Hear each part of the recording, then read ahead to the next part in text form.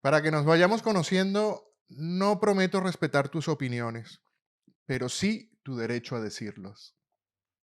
Bienvenido a Mamífero Digital.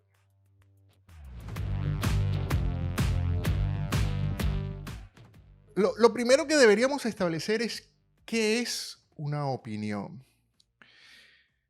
Hay muchos conceptos en función de lo que es el conocimiento, la sabiduría, la noxis y lo que entra en el rango de las creencias. Las opiniones están entre la ignorancia y el conocimiento. Hay un punto en el que las opiniones, constantemente están oscilando. Hay opiniones que están más cerca de la ignorancia y hay opiniones que están más cerca del conocimiento. Pero aún así, no son el conocimiento, porque cuando uno dice algo que es, no está opinando. Entonces, las opiniones en sí misma tienen un poco de ignorancia o mucha. Por eso es que las opiniones en principio no habría que respetarlas tanto, porque en sí misma no son conocimiento. Sí pueden, de hecho, acercarnos al conocimiento, acercarnos a lo que realmente es, a lo que es. Obviamente, el método científico es precisamente lo que busca, el conocimiento. Y las opiniones, precisamente el contraste de opiniones, de conocimientos, de experiencias, a través de la comprobación científica, busca ese punto de encuentro. Hay situaciones en las que todavía no hemos llegado a un conocimiento pleno y por eso hay opiniones, incluso opiniones científicas, que pueden estar contrapuestas unas de otras. Están las teorías, están las hipótesis, que lo que buscan precisamente a través del método científico es ese punto de encuentro para tratar de lograr el conocimiento. Así que las opiniones, en principio, no son algo que uno deba respetar demasiado. Lo que sí deberíamos respetar, por lo menos lo que yo me propongo es respetar el derecho que tienen las personas a decir su opinión siempre y cuando no transgredan de una manera violenta a otra persona.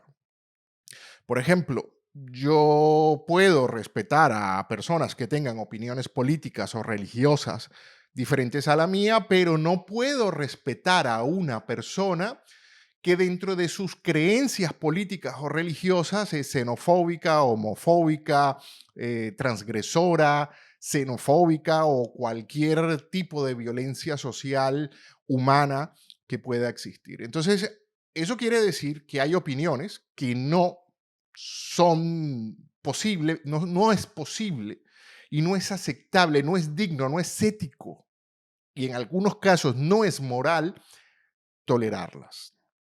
Y hay que combatirlas, como el racismo, ya lo hemos dicho, como la homofobia.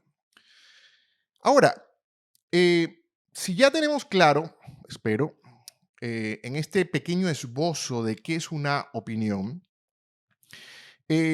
las opiniones también hay que entender que existen en gran medida por varios factores. Hay varios factores que comprenden una opinión, cuando nosotros nos creamos una opinión. El principio fundamental de crearnos una opinión, por lo general, es por aceptación social, aceptación en un grupo familiar, en un grupo de amigos, en una sociedad a la que estamos o pertenecemos. Por lo general, tratamos de amoldar nuestras opiniones en función de tener una aceptación social.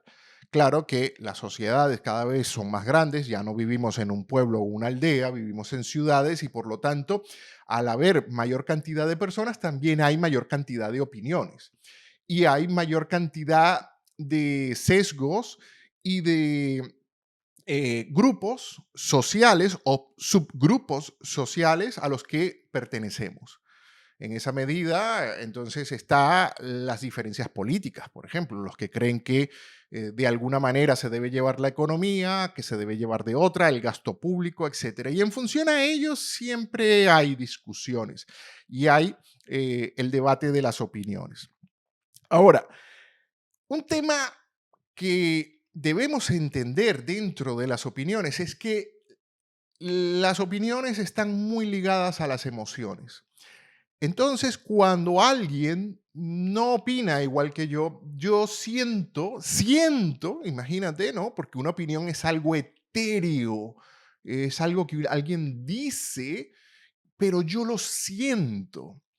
Y entonces, al sentirlo, si la opinión compagina con mi idea, con mis creencias, con mis sesgos, eh, a mí me agrada, pero si no es así, entonces la opinión atenta, me agrede, siento violencia. Y es ahí cuando la persona arremete de forma física incluso contra otras personas. Y ahí es donde nosotros tenemos que detenernos, porque no debemos creer o no debemos sentir o debemos conceptualizar que hay personas que tienen derecho a pensar diferente a nosotros, que tienen derecho por su cultura, por su religión, por sus creencias políticas, por su experiencia, por su conocimiento o simplemente por lo que les ha tocado vivir en la vida, a pensar diferente a nosotros.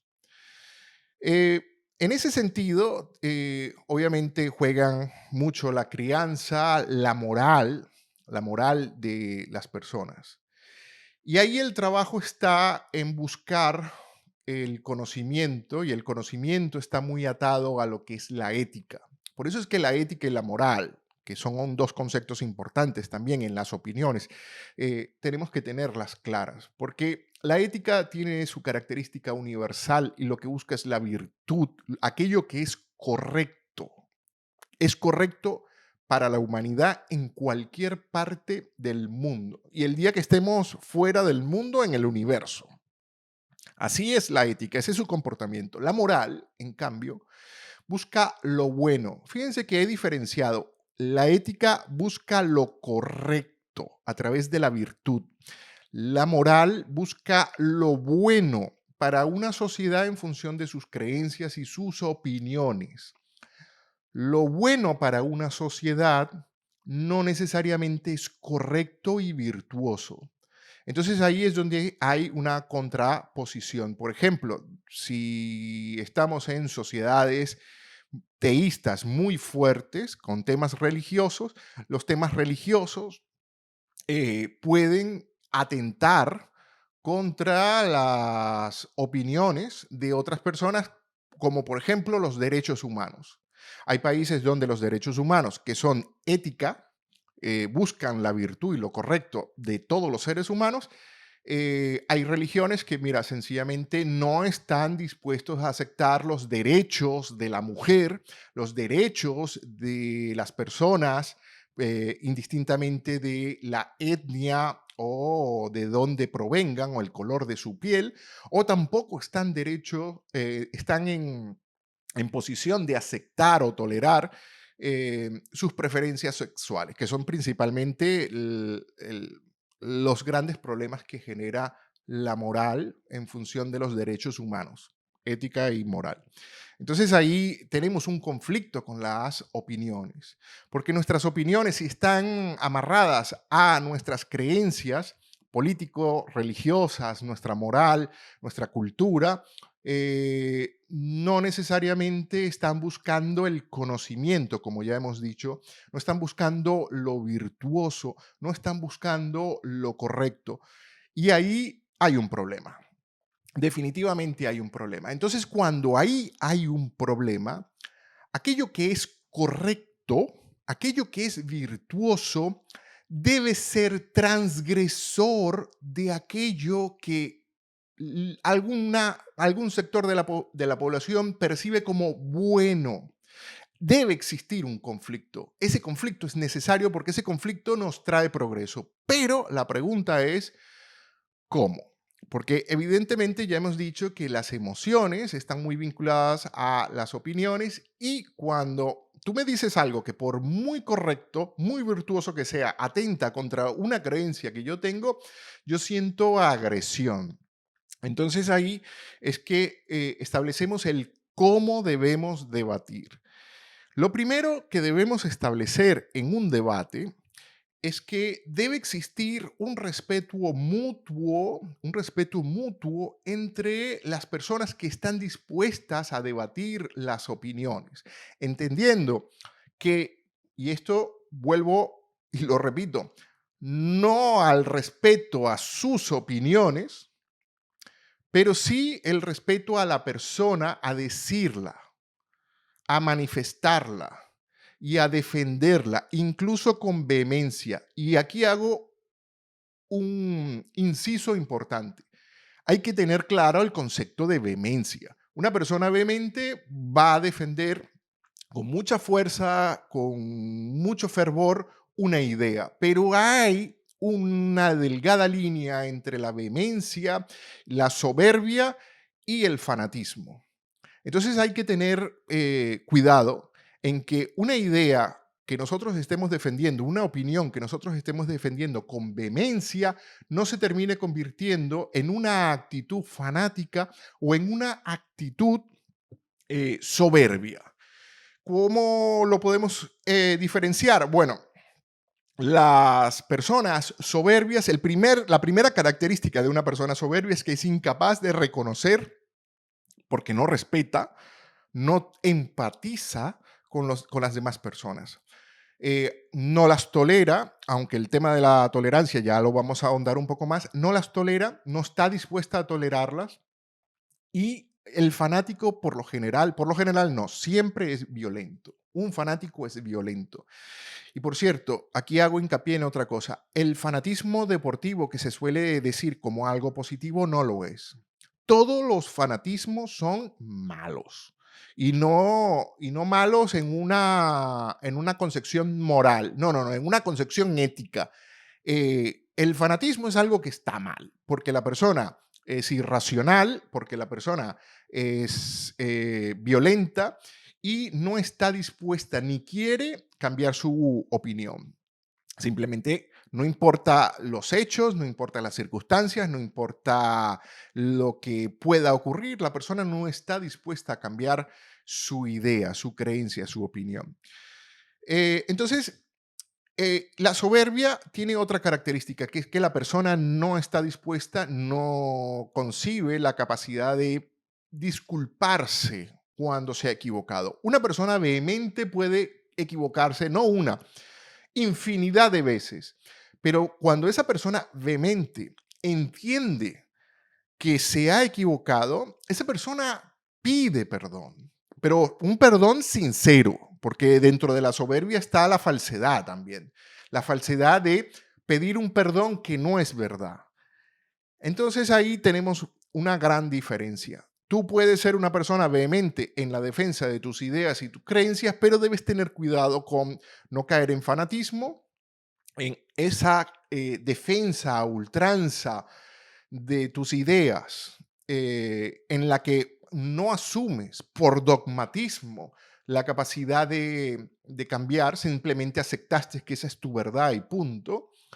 Y también debemos entender que no deberíamos caer en la soberbia, en esa incapacidad de no poder reconocer a otra persona y sus ideas, sus opiniones, sus sentimientos, y que nosotros definitivamente podemos estar equivocados. Nosotros deberíamos partir desde el hecho de que como seres humanos somos falibles, que no sabemos todo, no tenemos la capacidad de entender todo lo que nos ocurre en la vida, el conocimiento en sí mismo no cabe en nuestra mente y por lo tanto siempre debemos partir del hecho de la duda científica que lo que busca es a través de la duda y del método conseguir el conocimiento. Bueno, en ese sentido, el debate que debemos establecer, lo primero que deberíamos establecer en un debate es que con personas soberbias y con personas fanáticas no se debate. Eso es lo primero. Entonces, antes de entrar en un debate, nosotros tenemos que identificar si una persona es soberbia o fanática. Porque si una persona es soberbia y fanática, no debemos debatir con ella, así de plano. Tampoco debemos darle espacio, tampoco debemos darle la oportunidad de que hagan ruido, porque los soberbios y fanáticos suelen hacer mucho ruido, suelen ser minoría por lo general, pero suelen hacer mucho ruido. Una característica de una persona que realmente quiere debatir para bien, para progreso, hay por lo general tres clases de personas. Están la que desea contravenir tu idea porque ya él tiene la una y solamente quiere contrarrestar la tuya. Punto finito. Ahí se acerca mucho el fanático. Luego está el que quiere reafirmar su idea. Se parece mucho al primero, solamente que este simpatiza contigo, pero no hay mucha diferencia. Él solamente quiere reafirmar y ha conseguido contigo una capacidad de reafirmar lo que él ya cree. Y luego está el que yo creo que es el verdadero espíritu del debate, que es aquel que tiene dudas sinceras y busca. Y la búsqueda entiende que parte de el saber escuchar. Para tú saber escuchar, tienes que tener una actitud hacia el silencio. Para tú poder, valga la redundancia, silenciar el ambiente, silenciarte internamente y así poder hacerte preguntas. Porque son solo a través de las preguntas que este buscador genuino realmente va a conseguir en un debate algunas respuestas para él, respuestas que para él sean importantes, que no necesariamente terminarán siendo lo cierto, pero que pueden ser para él muy importantes. Este es el principio de la mayéutica socrática, pero ¿cuáles son estas preguntas? ¿Cuáles son las preguntas que nos deberíamos hacer? En periodismo solemos entender que la búsqueda de la noticia, la búsqueda de la verdad, se hace a través de una serie de preguntas que el periodista tiene que ir como si fuese una especie de detective respondiendo. Entonces, para eso hay que saber escuchar. Lo primero que deberíamos preguntarnos es ¿para qué? El para qué está vinculado con la motivación de la persona, tu propia motivación, ¿para qué yo quiero debatir con otra persona? Un dato importante, uno no debate para cambiar la opinión de otra persona, eso es importantísimo. Uno tiene que entender que cuando uno entra en un debate, el que más va a verse afectado es uno mismo. Entonces, eso es lo rico del debate.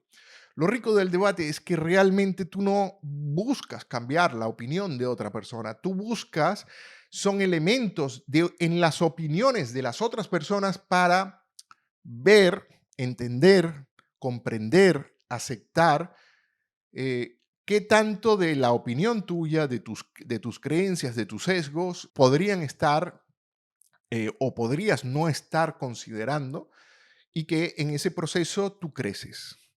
Entonces, las preguntas. La primera es ¿para qué? Es la motivación. ¿Qué te motiva a ti en el proceso? Luego está el por qué.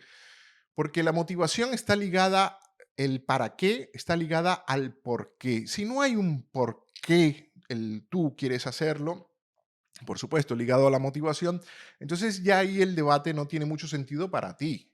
Ahí es donde debemos entender que el por qué no es para cambiar la opinión de otra persona, sino para tu propio conocimiento, para tu propio crecimiento.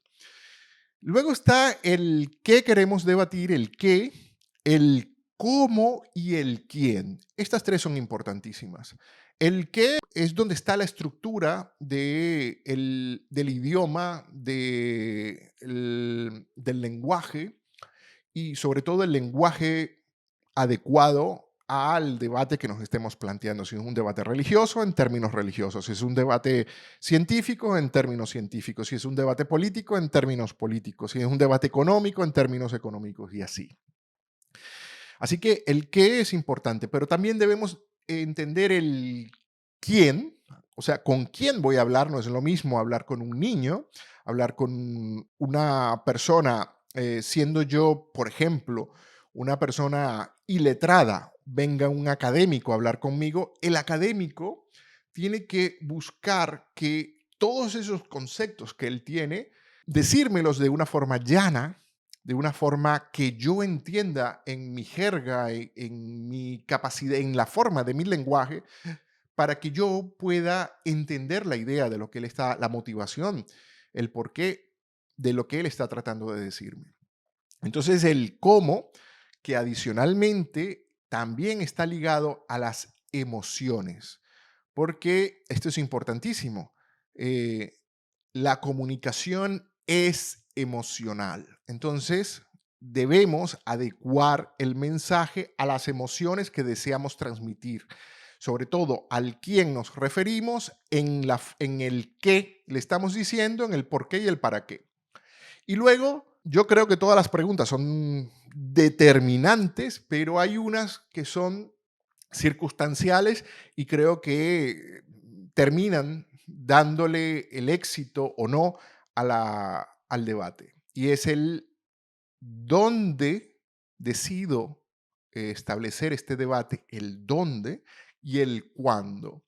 Como la comunicación es emocional, debemos tener claro que para que un debate sea efectivo, para que un debate sea productivo, hay que establecer bien dónde y sobre todo cuándo yo puedo debatir con una persona para que estemos en la sintonía de lograr un progreso en nuestras opiniones. Así que bien, una vez que se establece todo esto, eh, debemos tener claro, debemos tener muy claro que debemos ser transgresores en las opiniones que nos dicen y en las opiniones que nosotros plasmamos. Porque si no somos transgresores, si nosotros queremos respetar las opiniones de los demás, y ahí entendemos, hay que definir el respeto, y ahí entro a una definición que yo he conseguido, y dice así: el respeto está en las formas, no en las ideas o en las creencias. Importantísimo. El respeto, y aquí, y con esto vamos a cerrar, debemos ser transgresores de las ideas, transgresores de los dogmas, transgresores de las opiniones, pero debemos saber hacerlo con respeto a las formas que las hemos establecido en la estrategia comunicacional, que constantemente nosotros debemos establecernos con las preguntas. Si nosotros establecemos estas preguntas, y alguna de estas preguntas, por ejemplo, el quién, yo establezco que el quién es una persona fanática, ahí ya automáticamente yo debería decir, no vale la pena debatir. Si la persona es una persona supersticiosa, ya ahí yo debería establecer que quizás el debate no va a tener un buen nivel, porque es una persona que no se sustenta en bases científicas, en base al conocimiento, sino a creencias un poco irracionales que esta persona tiene.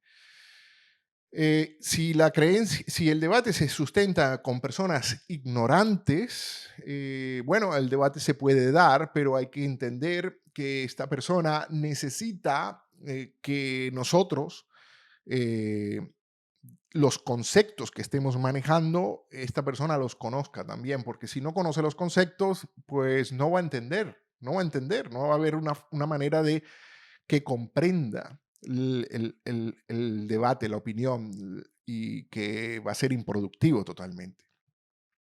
Entonces, en consecuencia, el respeto siempre debe estar en las formas, en la forma como nosotros establecemos esta transgresión de las ideas. No, yo quisiera, porque sé que es muy difícil de entenderlo a veces, porque está muy aceptado en el colectivo. Se oye a cada rato en televisión, en podcast, se le oye a políticos, se le oye qué sé yo, a cualquier cantidad de personas, a nuestros familiares, al respeta mis ideas. No. ¿Sabes qué? No. No respeto tus ideas, respeto tu derecho a decirlo. Y las respetaré siempre y cuando no agredan a otras personas, no sean ideas de odio, no sean ideas de desprecio. Así que el respeto está en las formas. Yo respeto tu derecho a decir lo que tú piensas, lo que tú crees, pero tus ideas, no, no, tus ideas ya veremos si las respeto. Esto fue Mamífero Digital.